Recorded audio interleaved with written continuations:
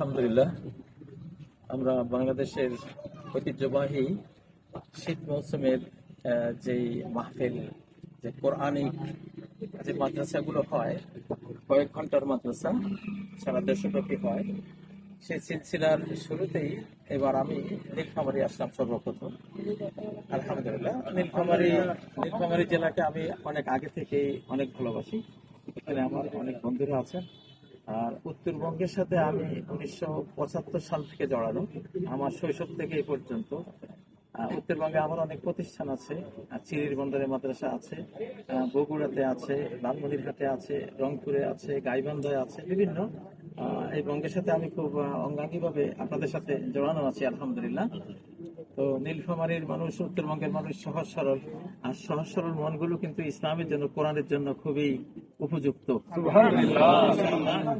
তো আমি মনে করি যে এই বাংলাদেশে একটা বিরাট স্ফুরণ হবে আল কোরআনের, একটা সাইক্লোন, একটা জোয়ার, একটা ঢল যে নামবে, সেটার সর্বাগ্রে থাকবে উত্তরবঙ্গবাসী ইনশাআল্লাহ। তো নীলফামারীবাসীর জন্য আমি দোয়া করি, এবং আল্লাহ যাতে বাংলাদেশে নতুন বাংলাদেশকে সাজাবার এবং ইসলামী রঙে রঙিন করার, আল্লাহর মন মতো করে তার এই সৃষ্টিকে সাজিয়ে দেওয়ার কাজে নীলফামারীবাসী তারা যাতে অগ্রণী ভূমিকায় থাকে ইনশাআল্লাহ। তাদের জন্য আমি আল্লাহর কাছে দোয়া করি, আপনারাও দোয়া করবেন আমাদেরকে আল্লাহ দ্বীনের জন্য, আল্লাহর এই পৃথিবীকে সুন্দর করার জন্য, আল্লাহ জান্নাতের জন্য আল্লাহ কবুল করেন। আমি বাংলাদেশের জনগণ, বাংলাদেশ সরকার, বাংলাদেশের বর্তমান যে সরকার, তারা বয়োজ্যেষ্ঠ হলেও তাদের জন্য আমাদের দোয়া করতে হবে, আমরা যাতে তাদের নেতৃত্বে আমরা এই দেশটাকে একটা অনন্য উচ্চতা নিয়ে যেতে পারি ইনশাআল্লাহ।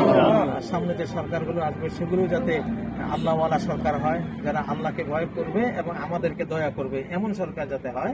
আমরা আল্লাহর কাছে সেই আরজি রেখে এখানে সমাপ্ত করলাম। আসসালামু আলাইকুম। যুবকদের জন্য একটা নসিহত করতেন।